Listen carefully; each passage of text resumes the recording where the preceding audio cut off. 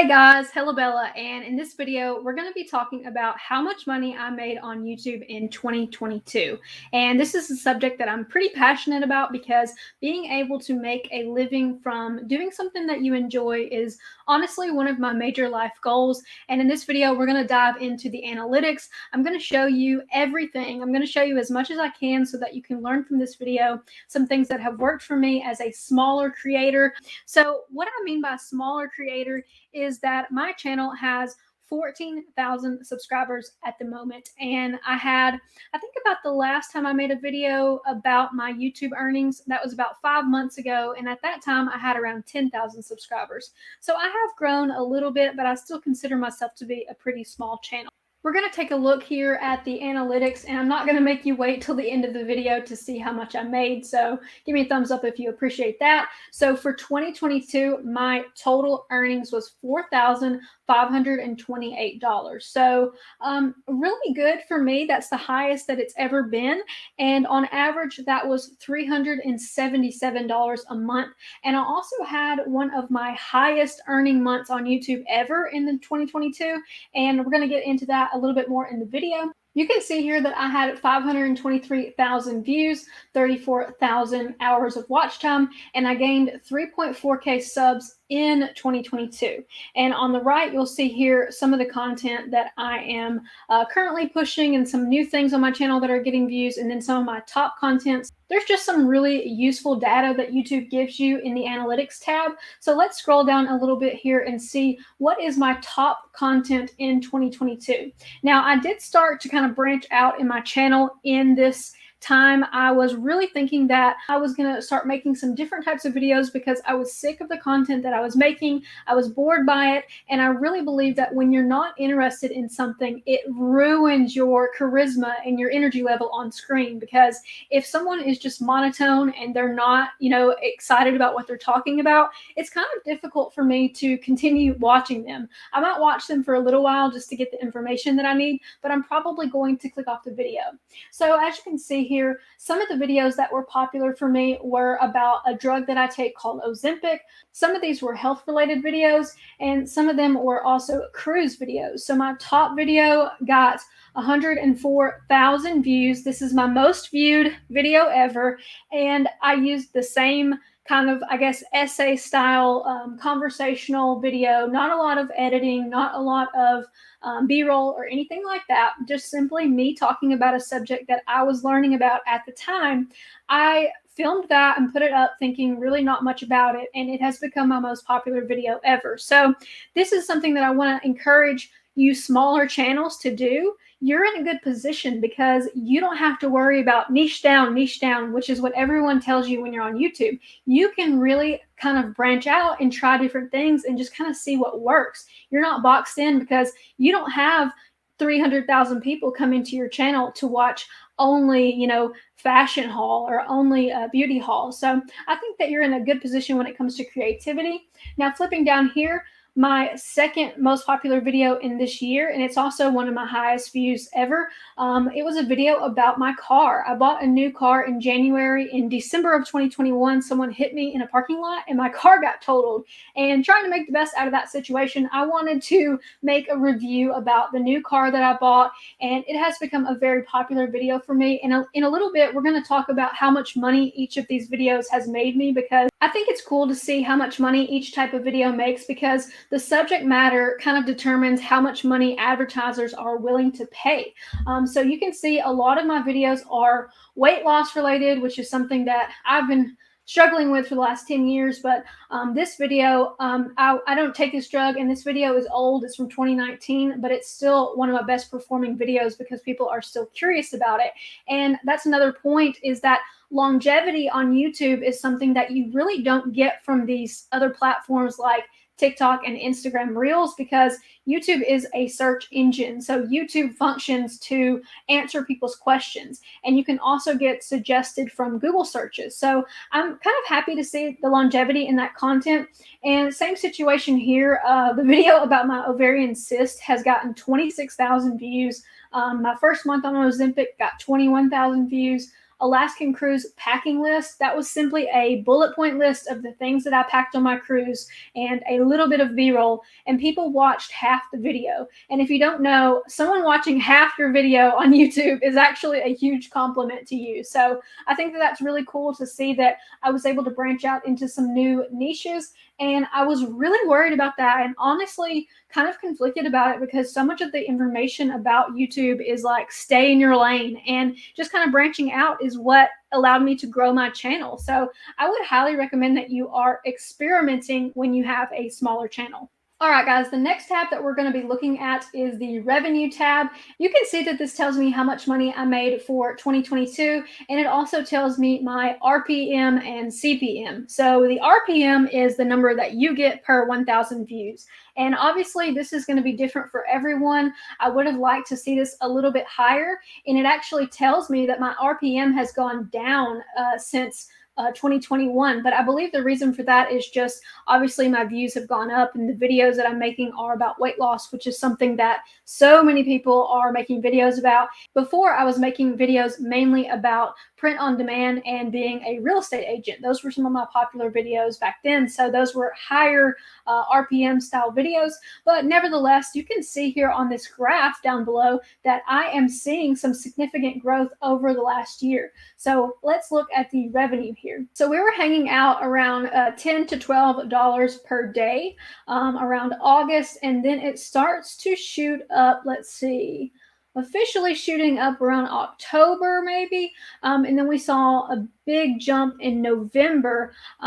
Looks like a $32 day, a $29 day, a $34 day. So just seeing that little spike there just gives me so much motivation, because I mean, I can just see the growth on the graph, and I know that it's hopefully going to continue going in that direction. So let's move down here and take a look at how much we're earning in the last 6 months. So this is obviously something that is going to be a variable, but it definitely depends on how much you are posting, because you know YouTube does still like new content. They like to see people posting regularly and consistently. So August we had $317, and then September we went down to $79. October we're back up to $433, and then in November, y'all, I had my best month on YouTube ever, and it was $846. And when I got that deposit into my bank account, I was like, damn, this is for real now. Like, this actually could turn into something. And I'm not gonna lie, just seeing me have that kind of revenue from talking on a laptop or on a phone was extremely motivating. And it's one of the reasons why in 2023, I'm changing my entire content strategy, and I'm changing the way that I look at this business. I'm going to start viewing this more as a business and less of a hobby. So December, we are sadly back down to $534. And right now we are we're about 2/3 of the way through January, and I've got $311. Hopefully I can pull out around $450 or $500 for January. But what I'm seeing here is that my monthly revenue has gone from, I guess, about $300 a month to hopefully climbing to around $500 a month. So that's a pretty good raise, no matter what you're doing for a living, to have that little jump there. So I promised you guys I would tell you how much those videos made in 2022. So this little tab is called Top Earning Content. And obviously it's helpful to know which videos made me the most money, because obviously if they made you money, they'll probably make you money again in a similar way. So YouTube wants you to know this so that you can go back and make more videos on these topics. So my first week on Ozempic made me $675. The Phenermine video made me $470. A video about getting ungated on Amazon, this is for Amazon FBA sellers, this made me $413. And then the car video, my review, it made me $311. And I will say I was a little bit skeptical, because I was like, I don't know anything about cars, and I haven't bought a car in like 10 years. And honestly, I'm not passionate about cars, but I was excited. And I think that the excitement came through in that video. And it really was, you know, I went to a nice scenic place, and I feel like being early to the video subject matter, like being one of the first people to post about this car, really helped me in that scenario. So in the Alaskan cruise video, I made $190. So that was some of my top earning content for 2022. And let's just go ahead and see what some of the other top content was on this See More tab. All right, guys, this page is not as visually appealing. It's a little bit more data-based, but in the See More tab, you can just kind of go down the line and look at your top performing videos.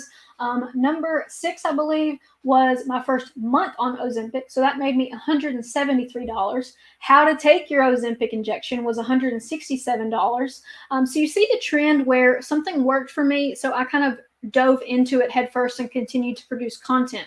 And I don't mean that I made like spammy style videos. I mean that I tried to give valuable information because I feel like YouTube rewards that. And I tried to give content that I thought would be helpful to someone who's in that situation where you're trying to learn about something and you maybe are a little bit scared and you maybe are just kind of new to it. And those videos have been doing really well for me. So going down here, I made $130 off of this 50 brands I got ungated in. And we had a Carnival Cruise video, $121. A Holland America video, which is another cruise line, $118. $108 from another Holland America video. And then my ovarian cyst video, which was from 2021, still made me $106. Ozempic video for $74, and healthcare.gov. This is something that, once again, wouldn't think this video would do that well. So this healthcare.gov video was something that I was in the process of learning about. I actually buy my insurance through the Affordable Care website. I'm able to get insurance for a self-employed person, which is, kind of difficult these days. And so I made a video kind of detailing my experience with that, walking them through that website. And I was by no means an expert. I mean, there are people whose job is to literally walk people through that website, but I just didn't see the content, especially when I'm trying to research something on my own and I'm not finding what I'm looking for. That's a video idea. That's where you want to be making your content, because a question that has not yet been answered is one of the rarest things on the internet, y'all. That is something that if you find it, that is like a unicorn. So take advantage of that. The next page we're going to be looking at is my subscribers, my audience, you guys, the viewers, the people who make this all possible. So thankful for y'all. I gained 3.4 thousand subscribers, so 3,400 new subs. Welcome, you guys. Thank you for being here. If you take a look here, you can see some of the other channels that your audience watches, as well as videos that are growing your audience. And I don't know why they do this to me. This is basically like a slap in the face telling you which videos didn't grow your audience. So obviously my videos have not been growing my audience well enough for YouTube because it says low on here.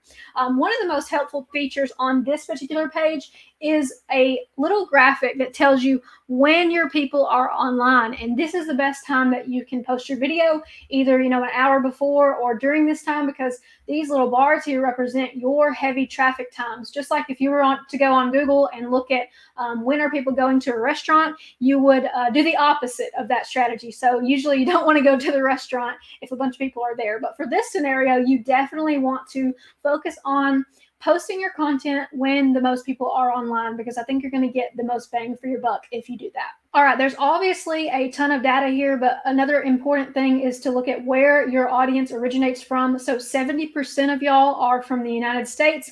I'm from Alabama, so I appreciate all of my viewers from the United States. And then we've got 6.2% of people from Canada. Shout out Canadians. And then we've got 3.2% of people from the UK. And then we've got 2% of people from India and almost 2% of people from Australia. So I appreciate all of you guys being here. Watch time from subscribers. So you can see here that most people who watch my channel are not subscribed. So this is another reason that I think it's important to not get too bogged down in your subscriber count, because most of the views that I get are not from subscribers anyways. One thing that I think is interesting about 2022 is that my audience continues to shift more towards a female demographic since I have changed what I'm talking about. And personally, I don't really have a problem with this, because I feel like it makes more sense for me to be talking to women as a woman, because I can relate to you guys more. Obviously, we're going to have more in common. Some of the subject matter is more tailored towards women. So I think that that's a good shift in my channel, is that I'm reaching more of, I guess, what you would consider something to be like my target market. All right, lastly, we're going to look at age really quickly. So most of the people who watch my channel are my same age. So I am 28 years old, and you can see that most of the people who watch are between 25 and 34. And then we've got more 35 to 44-year-olds. We've got 23%, so a pretty good block there. And then we got 18 and a half percent are 45 to 54-year-olds, and smaller percentages in the younger and the older. And I feel like that skews pretty close to what other people on YouTube are doing. All right, last thing we're going to look at really quickly is a couple of videos that performed well. Since I told you guys we'll look at that. This video has gotten 114,000 views since it's published, and it made me that $731 since being published, not just in 2022. We are, like I said, about 2/3 of the way through January now. In the last 48 hours, this video has gotten 1,004 views. So I'm happy to report that people are still watching this video. And so one thing you might want to consider is, how are people getting to this? It looks like the majority of people are getting here through YouTube search, but YouTube is also putting this in browse and putting this in suggested videos, and it's also in external. So somebody might have shared it on like a Facebook group or something like that, and it might just be coming up in like Google searches. And you can also look at that data here as well if you care to dive into that.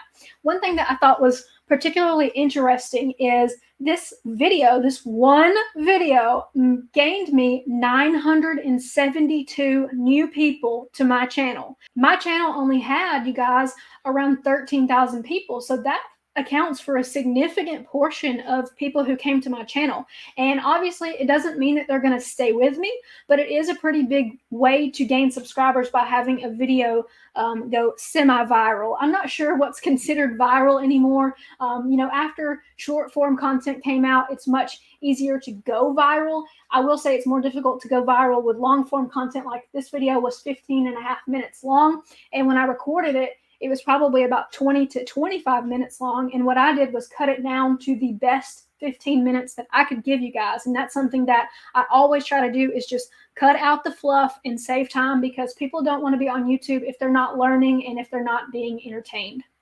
All right, flipping over to my product review of my car. I would consider this a product review still. And one thing that I was kind of skeptical about when I started YouTube was that I didn't want to do product reviews. For some reason, it felt not very authentic, or like I was just making a video to make a product review to post an affiliate link or something like that. But obviously there's no affiliate link to my Nissan Versa car. I really wish there was. But I feel like a lot of YouTubers make videos that they are not really particularly helpful or relevant. I feel like with posting product reviews, you have to be careful, because you are putting your reputation on the line when it comes to what you're talking about. And so, I try to skew on the side of more cautious when it comes to product review videos. But what I do like to do is, if I'm using a product in a project, like say home improvement or a DIY, or a cleaning product that I really love, something that I love and I know it works well, I feel like that's a good way to make a product review video. I think I may experiment more with it in 2023, because I can definitely see that, in terms of search, 73% of people found it from search. YouTube also put it in browse, and that was 10.2%. And then we've got 6% for external, and then some other ways here. But overall, I mean, that's pretty cool to see that that video, got that kind of views when I am not an expert on cars. I don't have a car channel. And, of course, some of the comments were like, what are you talking about? But I mean, I don't know. When it comes to criticism on YouTube, are you really a YouTuber if you don't get at least one hate comment per day? So for the last case study video, we have this Alaska cruise packing list, and the only qualification that I had for this was going to Alaska with my grandmother. So I was able to vlog some of that trip, and from that trip I created a lot of content. So it was cool to be able to use a vacation to also, kind of add some extra income to my wallet this year. It got 22.1 thousand views, and it gained me 102 subscribers. So if you found me through that, shout out. It made me $195. One thing that's interesting is that YouTube search only accounted for about half of how people found it. The other ways were browse and suggested. So, if you go to your YouTube homepage and you see someone on there that you don't even know who they are, you're not subscribed to them, and the video just seems like it just fits perfectly into what you want to know about, that is browse and suggested. So people who find you this way may not have ever found you in search. So it's important to think, how can I potentially set myself up to be found in browse and suggested. And I think one of the main ways is obviously make good content, make content that is valuable, but also make good thumbnails. I really feel like my thumbnail game has leveled up. If you want a good laugh, go back and look at some of my old content from like 5 years ago when I was just starting YouTube. The thumbnails are absolutely tragic, and I won't change them for anything because I think it's authentic, and I think it's a good representation of where I was at and where I have gone in the last couple of years. All right, guys, I just want to thank you so much for being here for this video and nerding out with me and looking at YouTube analytics, because it is one of my favorite things to watch other creators do, is go over their analytics. And maybe because I just want to see how much money they made, but obviously I think that in 2023, my content strategy has to change a little bit in order for me to see growth, but I am ready and willing and able to do that. So I'm hoping that going into this year, I will kind of make some new discoveries about myself and potentially build out a different way of doing YouTube. So thank you so much for being here, guys. I will catch you in the next video, but take care until then. Bye.